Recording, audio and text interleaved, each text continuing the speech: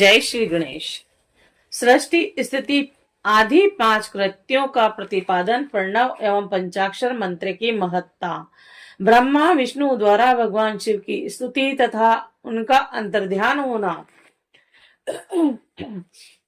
ब्रह्मा और विष्णु बोले, हे प्रभु, हम दोनों को सृष्टि आदि 5 कृत्यों के लक्षण बताइए। शिव जी बोले, मेरे कृत्यों को समझना अत्यंत गहन है, यद्यपि मैं कृपा पूर्वक तुम दोनों को उनके विषय में बता रहा हूँ। हे ब्रह्मा और अच्युत, सृष्टि स्थिति संहार तिरोभाव और अनुग्रह, यह 5 ही मेरे जगत संबंधी कार्य हैं जो नित्य सिद्ध है। संसार की रचना का जो आरंभ व स्वर्ग है और मुझ से पालित होकर सृष्टि का सुस्थिर रूप से रहना ही उसकी स्थिति कहा गया है। उसका विनाश ही संहार है, प्राणों का उत्क्रमण ही तिरोभाव है और इस सबसे छुटकारा मिल जाना ही मेरा अनुग्रह है।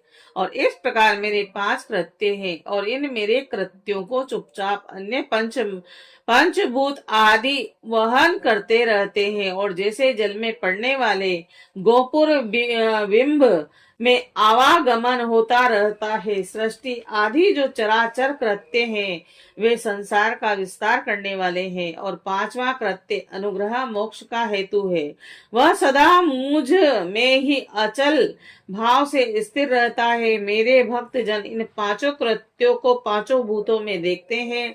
सृष्टि भूतल में, स्थिति जल में और संहार अग्नि में, तिरोभाव वायु में और अनुग्रह आकाश में स्थित है। पृथ्वी से सबकी सृष्टि होती है और जल से सबकी वृद्धि होती है। आग सबको जला देती है, वायु सबको एक स्थान से दूसरे स्थान को ले जाती है और आकाश सबको अनुग्रहित करता है। और यह विधान पुरुषों को जानना चाहिए।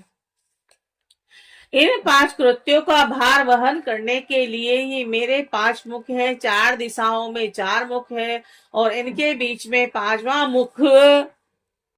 इस प्रकार मेरे विभूति स्वरूप रुद्र और महेश ने 2 अन्य उत्तम कृत्य संहार और तिरोभाव मुझसे प्राप्त किए हैं, परंतु अनुग्रह नामक कृत्य कोई नहीं पा सकता। उन सभी पहले के कर्मों को तुम दोनों ने समय अनुसार भुला दिया। रुद्र और महेश्वर अपने कर्मों को नहीं भूले हैं और इसीलिए मैंने उन्हें अपनी समानता प्रदान की है। और वह रूप, वेश, कृत्य, वाहन, आसन और आयुध आदि में मेरे समान ही है। हे पुत्रों, मेरे ध्यान से शून्य होने के कारण तुम दोनों में मूर्ता आ गई है और मेरा ज्ञान रहने पर महेश के समान अभिमान और स्वरूप नहीं रहता। इसीलिए मेरे ज्ञान की सिद्धि के लिए मेरे ओमकार नाम का मंत्र का तुम दोनों जप करो और यह अभिमान को दूर करने वाला है। पूर्व काल में मैंने अपने स्वरूप भूत मंत्र का उपदेश किया है जो ओमकार के रूप में प्रसिद्ध है। वह महामंगलकारी मंत्र है और सबसे पहले मेरे सुख से ओमकार ओम प्रकट हुआ और जो मेरे स्वरूप का बोध कराने वाला है। ओमकार वाचक है और मैं वाच्य हूँ और यह मंत्र मेरा स्वरूप ही है। प्रतिदिन ओमकार का निरंतर स्मरण करने से मेरा ही सदा स्मरण होता है। पहले मेरे उत्तरवर्ती मुख से ओमकार, पश्चिम मुख से उकार और दक्षिण मुख से मकार और पूर्वी मुख से बिंदु और मध्यवर्ती मुख से नाद उत्पन्न हुआ। और इस प्रकार 5 अवयवों से युक्त होकर ओमकार का विस्तार हुआ और इन सभी अवतारों में एकीभूत होकर वह प्रणव ओम नामक एक अक्षर हो गया। और यह नाम रूपात्मक सारा जगत तथा वेद वर्णित स्त्री पुरुष वर्ग रूप दोनों कुल इस प्रणव मंत्र से व्याप्त हैं। और यह मंत्र शिव और शक्ति दोनों का बोधक है और इस प्रणव से पंचाक्षर मंत्र की उत्पत्ति हुई। जो मेरे सकल रूप का बोध है वह अकारा आदि क्रम से और नकारा आदि क्रम से कर्मस्य प्रकाश में आया। ओम नमः शिवाय, ओम नमः शिवाय। इस पंचाक्षर मंत्र से मातु का वर्ण प्रकट हुए हैं जो 5 भेद वाले हैं और उसी से शिरो मंत्र तथा 4 मुखों से त्रिप्रदा गायत्री का प्राकट्य हुआ है और उस गायत्री से संपूर्ण वेद प्रकट हुए हैं और उन वेदों से करोड़ों मंत्र निकले हैं और उन मंत्रों से भिन्न भिन्न कार्यों की सिद्धि होती है। परंतु इस प्रणव एवं पंचाक्षर से संपूर्ण मनोरथों की सिद्धि होती है। इस मूल मंत्र से भोग और मोक्ष दोनों ही सिद्ध होते हैं। मेरे सकल स्वरूप से संबंध रखने वाले सभी मंत्र राज साक्षात भोग प्रदान करने वाले और शुभ कारक हैं।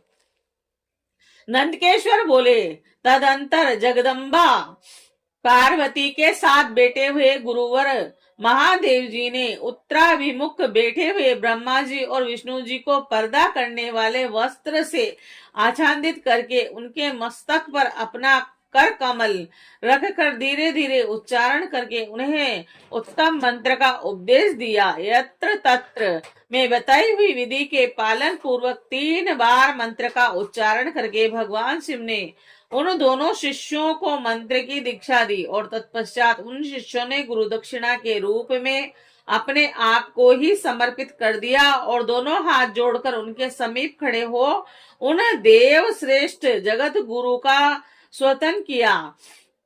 ब्रह्मा और विष्णु बोले, हे प्रभु, आप निष्कलप रूप है और आपको नमस्कार है। आप निष्कल तेज से प्रकाशित होते हैं, आपको नमस्कार है। आप सबके स्वामी हैं, आपको नमस्कार है। आप सर्वात्मा को नमस्कार है अथवा सकल स्वरूप आप महेश्वर को नमस्कार है।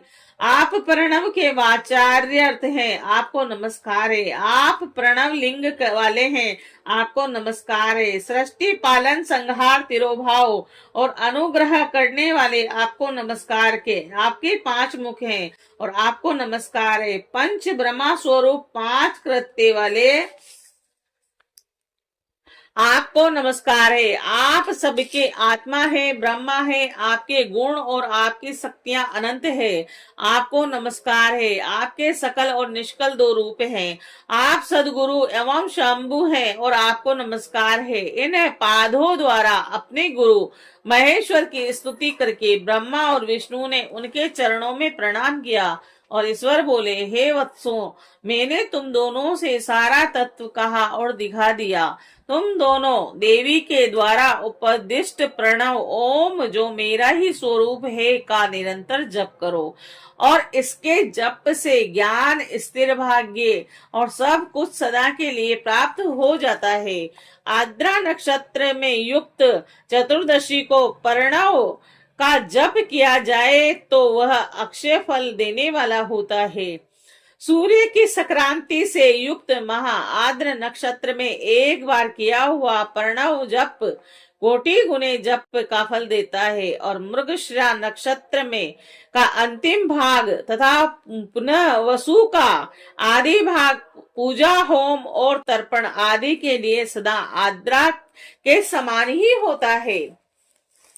यह जानना चाहिए कि मेरा या मेरे लिंग का दर्शन प्रभात काल में ही प्राप्त तथा संगव मध्याह्न के पूर्व काल में करना चाहिए और मेरे दर्शन पूजन के लिए चतुर्थी तिथि और निशित व्यापनी अथवा प्रदोष व्यापनी लेनी चाहिए, क्योंकि परिवर्तनी अमावस्या तिथि से संयुक्त चतुर्दशी की ही प्रशंसा की जाती है और पूजा करने वालों के लिए मेरी मूर्ति तथा लिंग दोनों समान है और फिर वे मूर्ति की अपेक्षा लिंग का स्थान श्रेष्ठ है और इसीलिए मुमुक्ष पुरुषों को चाहिए कि वे वेर यानी मूर्ति से भी श्रेष्ठ समझकर लिंग का ही पूजन करें और लिंग का ओंकार मंत्र से और वेर का पंचाक्षर मंत्र से पूजन करना चाहिए। शिवलिंग की स्वयं स्थापना करके अथवा दूसरों से भी स्थापना करवाकर उत्तम द्रव्यमय उपचारों से पूजा करनी चाहिए और इससे मेरा पद सुलभ हो जाता है। और इस प्रकार उन दोनों शिष्यों को उपदेश देकर भगवान शिव वहीं अंतर्ध्यान हो गए।